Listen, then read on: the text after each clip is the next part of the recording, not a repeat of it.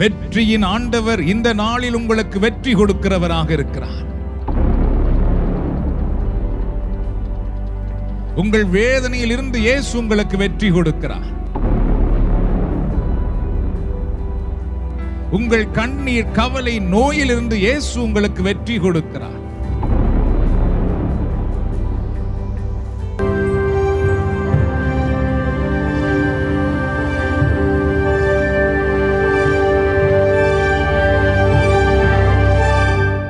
ஆண்டவர் இயேசு கிறிஸ்துவின் பரிசுத்த நாமத்தில் எல்லோருக்கும் அன்பின் வாழ்த்துக்கள். அன்பானவர்களே, இந்த நேரத்தில் ஆண்டவருடைய பிரசன்னத்தை நான் உணர்கிறேன்.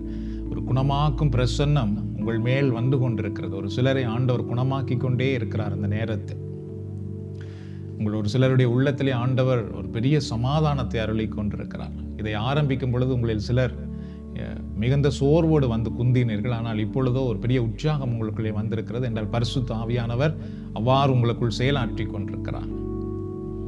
ஆண்டவர் தொடர்ந்து உங்களை ஆசீர்வதிக்கட்டும். கடவுளுடைய வார்த்தையை இன்றைக்கு நாம் தியானிக்க போகிறோம். ஆண்டவருடைய வார்த்தை உயிர் உள்ளது, வல்லமை உள்ளது.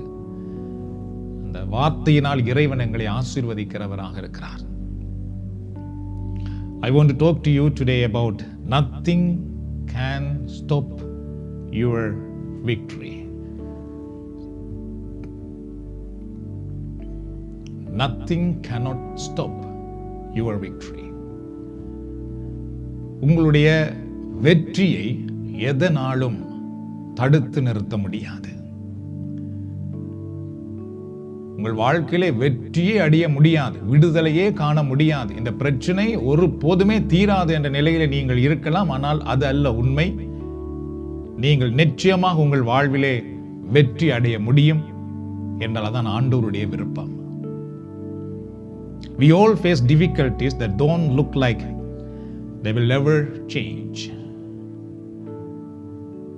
நம்முடைய வாழ்க்கையிலே ஒரு போதுமே மாற்ற முடியாது என்று எண்ணக்கூடிய பல கஷ்டங்களை, பிரச்சனைகளை நாம் எல்லோரும் சந்திக்கின்றோம். I heard so many are saying that the more we pray, the worse it gets. பலர் சொல்லுவதை நான் கேட்டிருக்கிறேன். நாங்கள் அதிகமாக செபிக்க எங்களுக்கு அதிகம் பிரச்சனை தான் வருகிறது,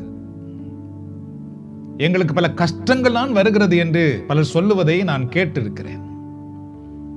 You may don't see any sign of things improving. நீங்கள் பிரச்சனைகளுக்காக ஜெபித்துக் கொண்டிருக்கும் பொழுது அதில் இருந்து எந்த ஒரு மாற்றத்தையும் நீங்கள் காணாமல் இருக்கலாம். But Paul said in 2 Corinthians chapter 4 verse 17 to 18, our present troubles are small and won't last very long. These troubles will soon be over, but the joy is to come will last forever. 2 கொரிந்தியர் 4ஆம் அதிகாரத்திலே 17 இருந்து 18 வரை உள்ள வசனங்களில் தூய பவுல் என்ன சொல்லுகிறார் என்றால், நாம் அடையும் இன்னல்கள் மிக எளிதில் தாங்கக்கூடியவை, அவை சிறிது காலம்தான் நீடிக்கும். ஆனால் அவை ஈடு இணையற்ற மாட்சியை விளைவிக்கின்றன. அம்மாட்சி என்றென்றும் நிலைத்திருக்கும். கடவுளுடைய பிள்ளைகள் ஒவ்வொருவருக்கும் ஆண்டவருக்குள் வாழ்ந்தவர்கள், ஆண்டவரை அனுபவித்து வாழ்ந்தவர்கள், ஆண்டவருடைய வழிநடத்தலில் வாழ்ந்தவர்கள் என்ன சொல்லுகிறார்கள் என்றால், நாங்கள் சந்திக்கின்ற ஒவ்வொரு பிரச்சனைகளும் எளிதானவைகளாம், அது நீடித்து நம்மோடு இருக்க முடியாதாம். அது மட்டுமல்லாமல் கடவுளை நம்புகிற பிள்ளைகள் சந்திக்கிற ஒவ்வொரு பிரச்சனைகளுக்கு பின்னாலே இறைவன் மாட்சியை வைத்திருக்கிறார். இது வெறும் வார்த்தையாக அவர்கள் சொல்லவில்லை, தங்களுடைய வாழ்க்கை அனுபவத்தை சொல்லியிருக்கிறார்கள். அன்பானவர்களே, the Holy Bible is saying our present troubles are small and won't last very long. பரிசுத்த வேதாகமம் என்ன சொல்லுகிறது என்றால், எங்களுடைய தற்போதைய பிரச்சனைகள் மிக சிறிதானதாக இருக்கிறது அல்லது மிக எளிதானதாக இருக்கிறது, ஆனால் அது தொடர்ச்சியாக நம்மோடு இருக்க முடியாது என்று சொல்லுகிறது. You may think your present troubles, your present illness are too big and it looks permanent. நீங்கள் சில நேரம் இப்பொழுது நினைக்கலாம், நான் இப்பொழுது சந்தித்துக் கொண்டிருக்கிற இந்த சூழ்நிலையில் சந்தித்துக் கொண்டிருக்கிற பிரச்சனைகள் அல்லது நோய்கள் எப்பொழுதும் என்னோடு பெர்மனண்டாக தொடர்ந்து அப்படி இருக்க போகிறது, நிலைத்து இருக்க போகிறது, அதிலிருந்து நமக்கு விடுதலையே வராது என்று நீங்கள் நினைக்கலாம். It is going to take years to get well. You may think. நீங்கள் சில நேரம் நினைக்கலாம், நான் அப்படி சுகமடைவதாக இருந்தால் இன்னும் நிறைய நாட்கள் எடுக்க போகிறது என்று கூட நீங்கள் நினைக்கலாம். Do not discourage what you are seeing. நீங்கள் என்னத்தை பார்க்கிறீர்களோ அல்லது என்னத்தை இப்பொழுது அனுபவித்துக் கொண்டிருக்கிறீர்களோ அதனாலே நீங்கள் ஒருபோதும் மனம் சோர்ந்து போகாதீர்கள். God is saying the trouble is only temporary. ஆண்டவர் என்ன சொல்லுகிறார் என்றால், நாங்கள் சந்திக்கின்ற ஒவ்வொரு பிரச்சனைகளும் தற்காலிகமானவைகள். It is not going to last very long. இது தொடர்ச்சியாக நம்மோடு இருக்க முடியாது. Believe that words. அந்த வார்த்தையை நீங்கள் நம்புங்கள். அந்த நம்பிக்கை நம்முடைய வாழ்க்கையில் விடுதலையை கொண்டு வருகிறது. Soon it is going to be over. Soon you are going to see the breakthrough. நீங்கள் இது தற்காலிகமானவைகள் என்று எண்ணி நம்ப ஆரம்பிக்கும் பொழுது என்ன உண்டாகிறது என்றால், அது மிக விரைவிலே முடிவுக்கு வரக்கூடியதாக இருக்கிறது. மிக விரைவிலே ஒரு விடுதலை வரக்கூடியதாக இருக்கிறது. Soon your health is going to turn around. உங்களுடைய சுகம் சீக்கிரத்திலேயே விரைவிலேயே நல்ல சுகமாக நல்ல ஆரோக்கியம் பெறுவதற்கு வாய்ப்பு உண்டு. Soon you are going to see what you are searching for. நீங்கள் எதை தேடிக் கொண்டிருக்கிறீர்களோ அதை சீக்கிரமாய் காணும்படி கடவுள் செய்வார். அன்பானவர்களே, நம்புங்கள். எந்த பிரச்சனையும் நீடித்திருக்க முடியாது. நாம் இப்பொழுது ஆண்டவரிடத்திலே வந்திருக்கிறோம். அதனால ஆண்டவர் எல்லாவற்றுக்கும் ஒரு முடிவு கொண்டு வருவார். Isaiah chapter 43 verse 19 say, see, I am doing a new thing. Now it springs up. Do you not preserve it? I am making a way in the wilderness and streams in the wasteland. ஏசாயா 43:19 ஆண்டவர் என்ன சொல்லுகிறார் பாருங்கள். இதோ புதுச்செயல் ஒன்றை நான் செய்கிறேன், இப்பொழுதே அது தோன்றிவிட்டது, நீ அதை கூர்ந்து கவனிக்கவில்லையா? பாலை நிலத்தில் நான் பாதை ஒன்று அமைப்பேன், பால்வழியில் நீரோடைகளை தோன்ற செய்வேன். கடவுள் புது செயலை செய்கிறாராம். அன்பானவர்களே, அது என்னவாம் பாருங்கள். பால் நிலத்திலே பாதை அமைப்பாராம். பாறை நிலமாக இருக்கிற பால் நிலமாக ஒரு வனாந்திர நிலமாக இருக்கிற இடத்திலே நீரோடைகள் தோன்ற செய்வாராம். இது கடவுளால் தான் முடியும். இதை நம்முடைய வாழ்க்கையில் அவர் செய்ய வல்லவராக இருக்கிறார். அன்பானவர்களே, God says, I am doing a new thing. Now it springs up. நான் புது செயல் ஒன்றை செய்கிறேன், அது இப்பொழுதே தோன்றிவிட்டது என்று ஆண்டவர் சொல்லுகிறார். இதை நாம் நம்புவோம். கடவுள் இந்த நேரத்தில் உங்களுக்கு ஒரு புது செயலை செய்து கொண்டிருக்கிறார். உங்கள் வாழ்க்கையில் ஒரு புதிய விடயத்தை செய்து கொண்டிருக்கிறார். You may not see how this can happen. இது எப்படி நடைபெறும் என்று உங்களால் பார்க்க முடியாமல் இருக்கலாம். Everything in your sight, it is not possible. உங்களுடைய பார்வையிலே எல்லாமே ஒன்றும் ஆகாதது போல தோன்றலாம். You serve a supernatural God, my friend. நீங்கள் இயற்கைக்கு அப்பாற்பட்ட ஒரு இறைவனை ஆராதிக்கிறீர்கள், நம்புகிறீர்கள், விசுவாசிக்கிறீர்கள். God can make things happen that you cannot make happen. உங்களால் செய்ய முடியாததை, உங்களிடத்தில் இருக்கிற பணத்தினால், பொருளினால், அறிவினால் செய்ய முடியாததை கடவுளால் உங்களுக்காக செய்ய முடிகிறது. The Job went through great difficulties. பரிசுத்த வேதாகமத்திலே ஜோபு என்கிற ஒரு பக்தரை பார்த்தீர்கள் என்றால் பலவிதமான மிக மிக கடுமையான கஷ்டங்களுக்குள்ளால் அவர் போனார் என்று நாம் பார்க்கிறோம். He was doing the right thing, honoring God, but he met the darkest storm. ஜோபு பார்த்தீர்கள் என்றால் கடவுளுக்கு ஏற்றதான விடயங்களை செய்தார். சரியானவைகளை செய்தார், கடவுளையே மாற்றிப்படுத்தி வாழ்ந்தார். ஆனால் அவர் தன் வாழ்க்கையிலே மிக மிக இருள் சூழ்ந்த ஒரு புயலை சந்தித்தார் என்று நாம் பார்க்கிறோம். He lost his wealth, health, lost his children and also lost his loving wife. ஜோபு தன்னுடைய வாழ்க்கையில் பார்த்துக்கிட்டால் தன்னுடைய சுகத்தை இழந்தார், தன்னுடைய செல்வத்தை இழந்தார், தன்னுடைய பிள்ளைகளை இழந்தார், தன்னுடைய மனைவியை கூட இழந்தார். அவ்வளவு செல்வந்தராக இருந்தவர், எல்லாராலும் பாராட்டக்கூடிய விதமாக இருந்தவர், எல்லாவற்றையும் இழந்து போய் நின்றார். He had painful sores all over his body. அவருடைய உடல் முழுவதும் மிக மிக வேதனை கொடுக்கக்கூடிய கொப்பளங்கள் நிறைந்திருந்ததாம் அன்பானவர்களே.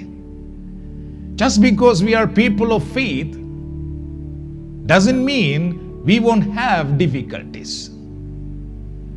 நாங்கள் விசுவாசம் உள்ள மக்களா இருப்பதனால எங்களுக்கு எந்த கஷ்டமும் வராது என்று அர்த்தம் அல்ல. You can be doing the right thing, but instead of good, trouble may come.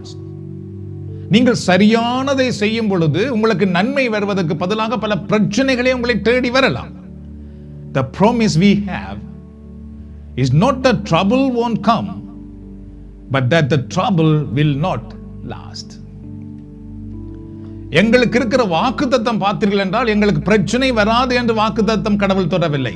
ஆனால் எங்களுக்கு வருகின்ற பிரச்சனைகள் எங்களோடு நீடித்திருக்க முடியாது என்று கடவுள் சொல்லியிருக்கிறார். நாம் எல்லோரும் பிரச்சனைகள் உள்ள, நோய்கள் உள்ள, தொற்று நோய்கள் உள்ள, வைரஸ் நிறைந்திருக்கிற உலகத்திலே தான் வாழ்ந்து கொண்டிருக்கிறோம். இப்ப கடவுள் என்ன சொல்லுகிறார் என்றால், துன்பங்கள் வந்தால் கூட அது உங்களை தொடர்ந்து பிடித்திருக்க முடியாது, நீடித்திருக்க முடியாது, அதிலிருந்து நான் விடுதலை தருகிறவராக இருக்கிறேன் என்று. Soon the trouble will be over, my friends. எல்லா பிரச்சனைகளும் சீக்கிரமாக ஒரு முடிவுக்கு வர ஆரம்பித்து விடும். When you are in difficulties and things happen like with Job, you don't understand what's going on. You come down with an illness or facing difficulties. நீங்கள் உங்கள் வாழ்க்கையிலே சில கஷ்டங்களை சந்திக்கும் பொழுது, அல்லது சில நோய்களிலே விழும் பொழுது, அல்லது சில பிரச்சனைகளால் நீங்கள் சோர்ந்து போகும் பொழுது, you have to remind yourself this problem that is not permanent.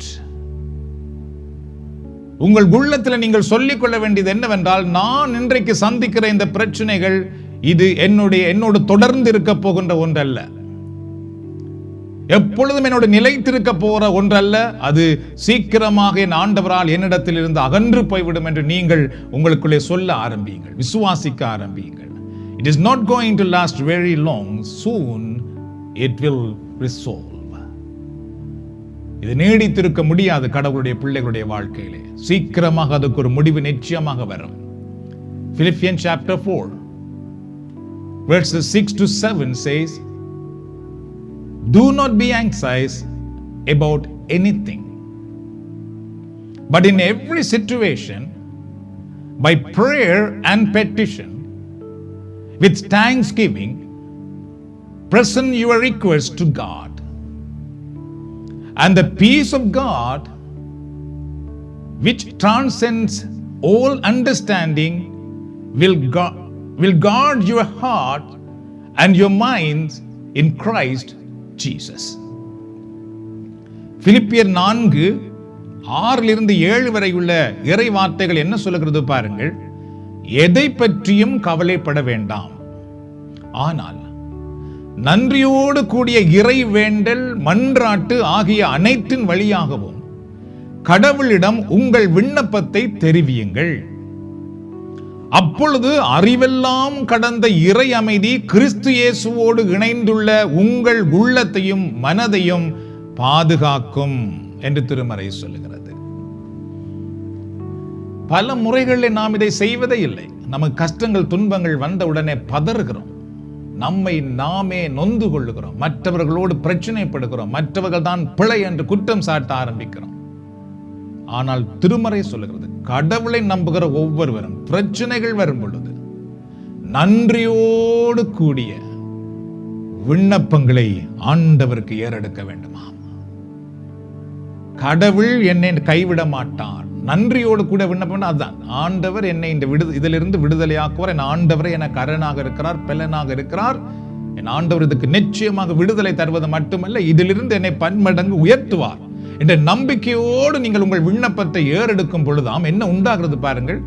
தைனோனால் கொடுக்க முடியாது, எந்த விதமான மாத்திரை மருந்தினால் கொடுக்க முடியாது, எவ்வளவு ஆயிரக்கணக்கான பணம் செலவழித்தாலும் உங்களுக்கு கொடுக்க முடியாத தேவ சமாதானத்தை, உறுதியை, சந்தோஷத்தை இறைவன் உங்கள் உள்ளத்திலே கிறிஸ்து இயேசு வழியாக கொடுக்கிறார். நிறைய மக்கள் இன்றைக்கு இயேசுவோடைய உறவில்லை. அப்ப எப்படி கடவுள் கொடுக்கிற தேவ சமாதானம் உங்கள் உள்ளத்துக்குள்ளே வரும்? இயேசுவோடு உறவாக இருக்கும் பொழுது இயேசு வழியாக அந்த சமாதானத்தை இறைவன் நமக்கு கொடுக்கிறாராம். When Job looked at all his circumstances, everything that went wrong, ஜோபு அந்த சூழ்நிலைகள் எல்லாம் பார்க்கும் பொழுது நாளுக்கு நாள் எல்லாமே பிழைகளாக வந்து கொண்டே இருக்கிறது. பிரச்சனைகளுக்கு மேல் பிரச்சனைகள் வந்து கொண்டிருந்தது. All that he had lost, he got depressed. ஜோபு தன்னிடத்தில் இருந்த எல்லாவற்றையும் இழந்து அவர் மன அழுத்தத்துக்குள்ளானார் என்று திருமறை சொல்லுகிறது. He sat down in the ashes and wanted to die. அவர் சாம்பலிலே உட்கார்ந்து நான் சாக வேண்டும் என்று விரும்பினார் என்று திருமறை சொல்லுகிறது. அன்பானவர்களே, one reason Job was so discouraged is he saw the trouble as permanent. ஜோபு தன்னுடைய வாழ்க்கையில் பிரச்சனைகள் வந்த பொழுது மிக மிக தடுமாறி மன அழுத்தத்துக்குள்ளானதுக்கு ஒரு முக்கியமான காரணம், இந்த பிரச்சனை என்னை விட்டு நீ தீராது, இதிலிருந்து நான் விடுதலை அடையவே முடியாது, இது என்னோடு எப்பொழுதும் நிலைத்திருக்க போகிறது என்றுதான் அவர் நினைத்தார் ஆரம்பத்திலே. He did not see any way he could get out. அதிலிருந்து விடுதலை வரக்கூடிய எந்த வழியையும் அவரால் பார்க்க முடியவில்லை. As long as he had believed this is how my life is always going to be, he felt overwhelmed.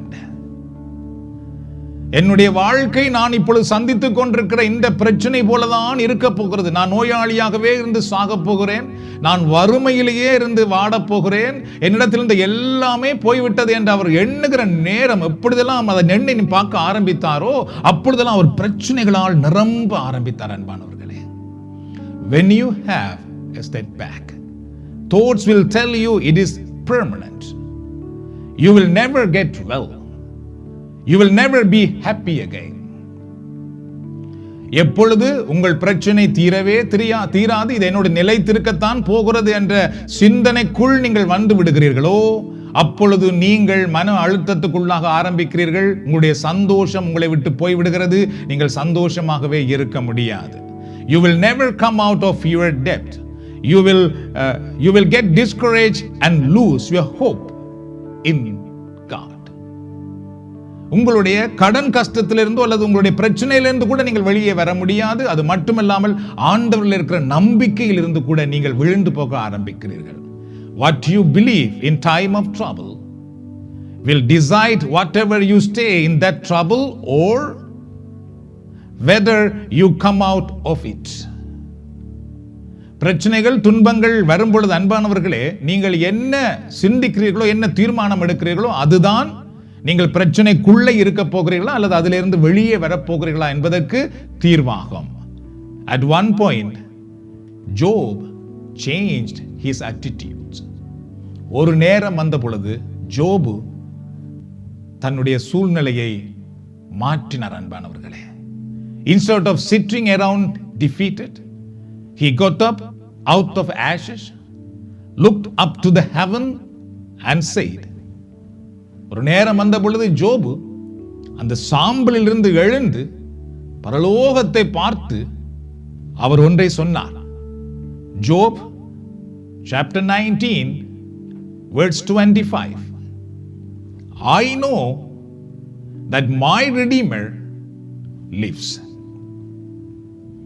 ஜோபு 19:25 பார்த்தீர்கள், ஜோபு தன்னுடைய சூழ்நிலையை மாற்றி என்ன சொன்னார் என்றால் பரலோகத்தை பார்த்து, ஏனெனில் என் மீட்பர் வாழ்கிறார் என்று சொன்னார். அன்பானவர்களே,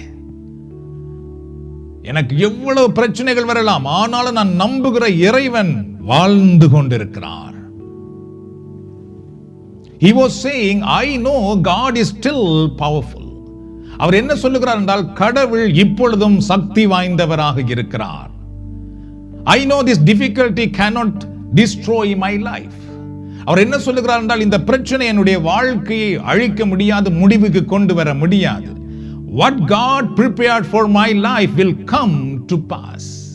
என் ஆண்டவர் எனக்கென்று என்ன வைத்திருக்கிறாரோ அது என் வாழ்க்கைக்கு வரும் அப்படி என்று சொல்லி அவர் நம்ப ஆரம்பித்தார். He shifted to an attitude of faith. அவர் விசுவாசம் என்கிற செயல்பாட்டிலே உயர்த்தப்பட்டார். அன்பானவர்களே, God, let us see both side of Job's.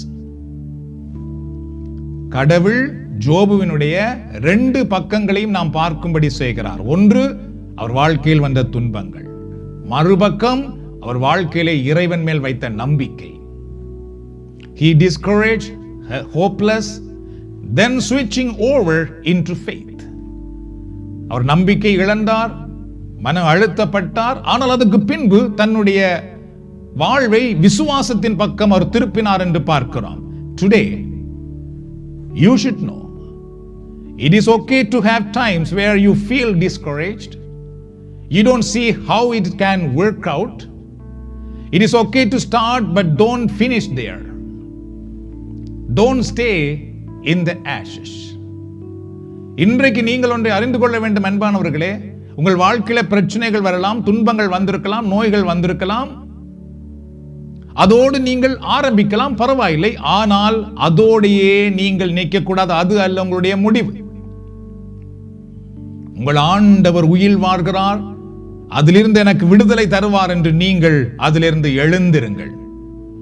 At some point you have to do like Job and say, I know my Redeemer lives. நீங்கள் ஜோபை போல சொல்ல ஆரம்பிக்க வேண்டும், என்னுடைய கடவுள், என் மீட்பர் உயிர் வாழ்ந்து கொண்டிருக்கிறார். I know God never leave me alone. I know this problem is not permanent. என் ஆண்டவர் என்னை தனித்து போக விட மாட்டார். என்னுடைய பிரச்சனை என்னோடு நிலைத்திருக்க போவதல்ல. You need your strength more than ever in difficult times. பிரச்சனைகளின் நேரம்தான் நீங்கள் இருந்ததை விட அதிகமாக நீங்கள் நம்பிக்கைக்குள் உறுதியாக இருக்க வேண்டிய நிலையாகும். Your strength should depend on your God Almighty. உங்களுடைய பலன், உங்களுடைய நம்பிக்கை வல்லமையுள்ள இறைவன் மேல் இருக்க வேண்டும் அன்பானவர்களே. உலகத்தின் மேலோ, மக்கள் மேலோ, பொருள் மேலோ, பணத்தின் மேலோ, அறிவின் மேலோ அல்ல. When you are facing a storm of difficulties, you need your strength. நீங்கள் பிரச்சனை என்கிற புயலை சந்திக்கும் பொழுது உங்களுக்கு ஒரு பலன் வேண்டும். If you go through the challenges, fight the good fight of faith. நீங்கள் பல சவால்கள் வழியாக போகும் பொழுது விசுவாசத்தில் நல்ல போராட ஆரம்பியுங்கள். You will see the result of the victory. நீங்கள் வெற்றி என்கிற பதிலை உங்களால் காண முடியும். God bless you and your family. ஆண்டவர் உங்களையும் உங்கள் குடும்பத்தையும் ஆசீர்வதிப்பாராக. நாம் ஜெபிப்போம். என்னை மறவா இயேசுநாதா, உந்தன் தயவால் என்னை நடத்தும். என்னை மறவா இயேசுநாதா, உந்தன் தயவால் என்னை நடத்தும். வல்ல ஜீவ வாக்கு தத்தங்கள் வரைந்தனக்காய் கொடுத்ததாலே ஸ்தோத்திரம். வல்ல ஜீவ வாக்கு தத்தங்கள் வரைந்தனக்காய் கொடுத்ததாலே ஸ்தோத்திரம். ஆபத்திலே அரும் துணையே, பாதைக்கு நல்ல தீபமதே. ஆபத்திலே அரும் துணையே,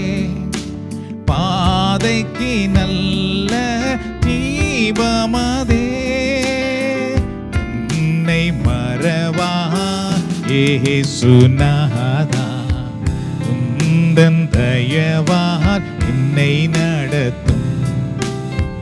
தாய் தன் பிள்ளையை மறந்து விட்டாலும் மறவேன் உன்னை என்பதாலே ஸ்தோத்திரம். தாய் தன் பிள்ளையை மறந்து விட்டாலும் மறவேன் உன்னை என்பதாலே ஸ்தோத்திரம். வரைந்தீரன்றோ உள்ளம் கையில் உன்னதாயந்தன் புகழிடமே. வரைந்தீரன்றோ உள்ளம் கையில் உன்னதாயந்தன் புகழிடமே. என்னை மறவா இயேசுநாதா உந்தன் தயவால் என்னை நடத்தும். என்னை மறவா இயேசுநாதா உந்தன் தயவால் என்னை நடத்தும். அன்பானவர்களே, நீங்கள் பயத்தோடு இருக்கலாம். எங்கிருந்து எனக்கு உதவி வரும் என்று நடுங்கிக் கொண்டிருக்கலாம். ஜோவே பல பிரச்சனைகளை சந்தித்துக் கொண்ட நேரத்தில் இருக்கலாம். என் வாழ்க்கையிலே மீண்டும் விடுதலை வருமா? என் வாழ்க்கையிலே மீண்டும் வெற்றி வருமா? என் குடும்பத்திலே மீண்டும் வெளிச்சம் தோன்றுமா? சந்தோஷம் வருமா? என் உடலுக்கு மீண்டும் சுகம் வருமா என்று நீங்கள் கலங்கி போய் நிற்கலாம். ஆண்டவர் என்ன சொல்லுகிறார் தெரியுமா? பயப்படாதே, பலகரத்தாலே பாதுகாப்பேன் என்றதாலே ஸ்தோத்திரம். பயப்படாதே, பலகரத்தாலே பாதுகாப்பேன் என்றதாலே ஸ்தோத்திரம். பாசமென் மேல் நீர் வைத்ததினால் பறிக்க இயலாதவரும் என்னை. பாசமென் மேல் நீர் வைத்ததினால் பறிக்க இயலாதவரும் என்னை. என்னை மறவா இயேசுநாதா உந்தன் தயவால் என்னை நடத்தும். என்னை மறவா இயேசுநாதா உந்தன் தயவால் என்னை நடத்தும். பான சகோதர சகோதரிகளே, ஆண்டவருடைய தெய்வீக பிரசன்னத்தை நாம் உணர்ந்து கொண்டிருக்கிறோம். ஆண்டவர் இந்த நேரத்திலே ஒரு விடயத்துக்காக ஜெபிக்கும்படி எனக்கு உணர்த்துகிறார். இதை பார்த்து கொண்டிருக்கிற ஒரு சகோதரி, உங்களுடைய வயிற்று குடலிலே ஒரு நோய் இருக்கிறது. முக்கியமாக நீங்கள் சோறு சாப்பிடும் பொழுது அதிலே ஒரு பெரிய வலி உண்டாகிறது. ஆண்டவர் அதை குணமாக்க விரும்புகிறார். வயிற்றிலே உங்கள் கரங்களை வைத்துக் கொள்ளுங்கள். அன்பின் ஆண்டவரே, இதோ இந்த நேரத்தில் வயிற்று பகுதியிலே அந்த குடலிலே இருக்கிற அந்த நோய் இயேசுவின் நாமத்தினால் இப்பொழுது மறைந்து போகட்டும். இன்னும் ஒரு சகோதரியுடைய வலது கண்ணிலே கண்கள் சிவந்து கண்ணீர் வடிந்து கொண்டிருக்கிறது. மருந்துகள் போட்டும் அது சுகமடையாமல் இருக்கிறது. ஆண்டவர் அந்த கண்ணை தொட விரும்புகிறார், குணப்படுத்த விரும்புகிறார். அன்பின் ஆண்டவரே, இந்த நேரத்தில் எந்த சகோதரியுடைய கண் சிவந்து போய் கண்ணீர் வடிந்து கொண்டிருக்கிறதோ இயேசுவின் நாமத்தினால் இப்பொழுதே அது நிற்பதாக. இயேசுவின் நாமத்தினால் அது இப்பொழுதே சுகமடைவதாக. இந்த நேரத்தில் ஒரு சகோதரருடைய வயிற்றிலே திடீரென ஒரு வலி வந்திருக்கிறது, குத்து வந்திருக்கிறது. அது தீய சக்தியினால் வந்திருக்கிறது.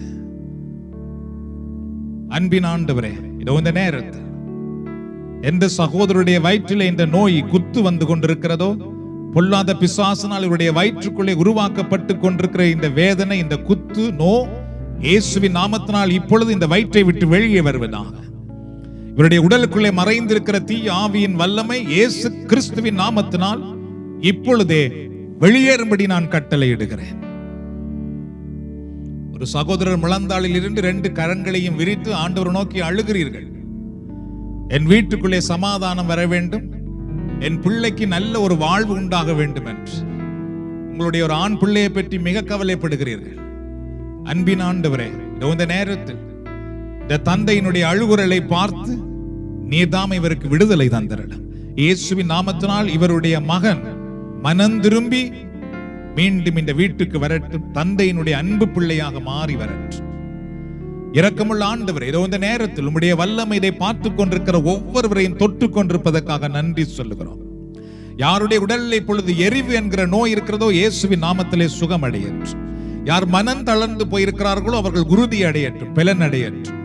யார் நான் மீண்டும் ஆசீர்வதிக்கப்பட்டு என் வாழ்க்கை வெளிச்சமாக இருக்க வேண்டும் ஜெபித்துக் கொண்டிருக்கிறார்களோ அவருடைய வாழ்க்கை வெளிச்சமாய் மாறட்டும். எத்தனை பெற்றோர்கள் தங்களுடைய பிள்ளைக்காக இப்பொழுது ஜெபிக்கிறார்களோ அவருடைய பிள்ளைகளுடைய வாழ்க்கை இயேசுவின் நாமத்திலே ஆசீர்வதிக்கப்படட்டும். யார் தங்களுடைய பிள்ளைகளுக்கான எதிர்காலத்துக்காக ஜெபிக்கிறார்களோ ஆண்டவர்களுக்கு ஏற்ற எதிர்காலத்தை தந்த ஆசீர்வதியும். யார் தங்களுக்கு ஒரு நல்ல வேலை கிடைக்க ஜெபிக்கிறார்களோ ஆண்டவர் அவர்களுக்கு ஏற்ற வேலையை தந்த ஆசீர்வதியும். வேலையில் இருக்கிற பிரச்சனையிலிருந்து எனக்கு கெரியாக தீர்வு வேண்டும் என்று யார் நினைக்கிறார்களோ இயேசுவின் நாமத்தினால் இந்த வேலை சுமையிலிருந்து இப்பொழுது இவர்களுக்கு வேண்டிய விடுதலை இவர்களுக்கு கிடைப்பதாக. அன்பின் ஆண்டவரே, உம்முடைய திருமறை வசனங்கள் சொல்லுவது போல எங்கள் வாழ்க்கையில் வருகிற பிரச்சனைகள் தொடர்ச்சியாக இருக்க முடியாது, நீடித்திருக்க முடியாது, அது சீக்கிரமாக நம்மை விட்டு விலகிவிடும் என்று சொன்னீர். ஆகவே இந்த நேரத்தில் ஒவ்வொருவருடைய வாழ்க்கையில் இருக்கிற அனைத்து பிரச்சனைகள் இருந்தும் சீக்கிரமாக இவர்களுக்கு விடுதலை உண்டாவதாக. எங்கள் ஜெபங்களை கேட்டு எங்களை ஆசீர்வதிப்பதற்காக நன்றி கூறுகிறோம். இதில் இணைந்திருக்கிற ஒவ்வொரு பெரியோரையும், பிள்ளைகளையும், வாலிபர்களையும் ஆண்டவருடைய அருட்கரம் ஆசீர்வதிப்பதாக. இயேசுவின் நாமத்தில் மன்றாடி உம்முடைய ஆசீர்வாதங்களை பெற்றுக் கொள்கிறோம் நல்ல தந்தையே. ஆமென். நாம் எல்லோரும் முதலில் ஆண்டவருக்கு நன்றி சொல்வோம். நன்றி செலுத்துகிறோம் ஐயா, நன்றி செலுத்துகிறோம். நல்லவரே, அன்புள்ளவரே, நன்றி செலுத்துகிறோம். ஆராதிக்கின்றோம், உம்மை ஆராதிக்கின்றோம். நல்லவரே, அன்புள்ளவரே, ஆராதிக்கின்றோம்.